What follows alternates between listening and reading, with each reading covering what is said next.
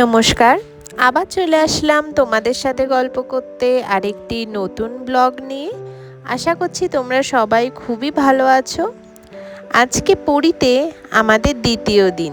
সকালবেলায় সমুদ্রের সামনের ভিডিও তো তোমাদের আগেই শেয়ার করে দিয়েছি।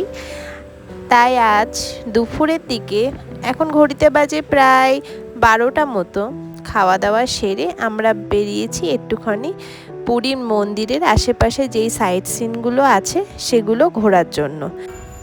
তাই প্রথমেই আমরা চলে এসেছি প্রভু জগন্নাথের মাসির বাড়ি গুন্ডিচা মন্দিরে। রথযাত্রার সময় প্রভু জগন্নাথ এই মাসির বাড়িতেই আসেন। তারপর 7 দিন তিনি এখানে থেকে উল্টো রথের দিন আবার মন্দিরে ফিরে যান।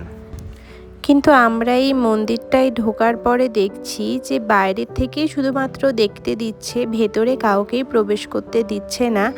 সামনেই ছোট্ট মতো যেই দরজাটি খুলে রেখেছে, এই দরজার বাইরের থেকেই ভেতরটি দেখতে হবে, ভেতরে ঢোকা যাবে না। তাই জন্য আমরা চলে আসলাম এবার জগন্নাথের পিসির বাড়িতে। জগন্নাথের পিসির বাড়িতে ঢোকার জন্য 10 টাকা করে টিকিট কাটতে হয়।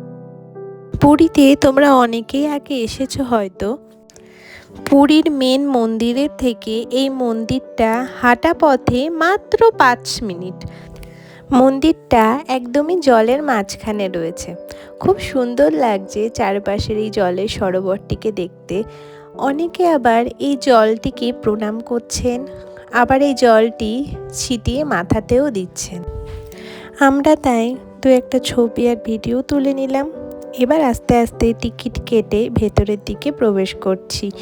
ভেতরটাও খুবই সুন্দর, একদম জলের মাঝখান থেকে একটা ছোট্ট মতো রাস্তা করে মন্দিরটার ভেতরে যাওয়ার রাস্তা। এখনও অবধি তো কোথাও লেখা নেই যে ফোন কিংবা ক্যামেরা অ্যালাউ নেই, তাই জন্য ফোনটা নিয়েই যাচ্ছি, দেখি ভিডিও কিংবা ফটো তুলতে পারি কিনা। খুব একটা ভিড় ছিল না। আস্তে আস্তে তাই সামনের দিকে মন্দিরটা যে মেন যেখানে পুজো হয় সেই জায়গাটায় এবার যাচ্ছি। এই যে এটা হচ্ছে এন্ট্রির গেটটা। তবে যেটা ভেবেছিলাম সেটাই, একদম মন্দিরের মেন যে ভেতরে যেখানে পুজো হচ্ছে সেখানকার ছবি কেউ তুলতে দিল না, তাই জন্য সেইখানকার ভেতরের ছবিটা তোমাদের দেখাতেও পারলাম না।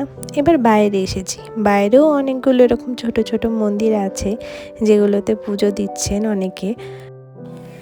মন্দিরটা যেহেতু জলের একদম মাঝখানে, তাই মাঝখান থেকে চারিপাশে সরোবরটিকে আরও সুন্দর দেখাচ্ছে।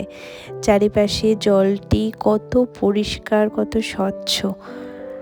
আর ওই যে ওই পাশে ওরা দাঁড়িয়ে রয়েছে। তাহলে আজকের ভিডিওটা এখানেই শেষ করছি। আবার দেখা হবে নতুন আরেকটি দিনে নতুন আরেকটি ভিডিও নিয়ে। ততক্ষণের জন্য বাই।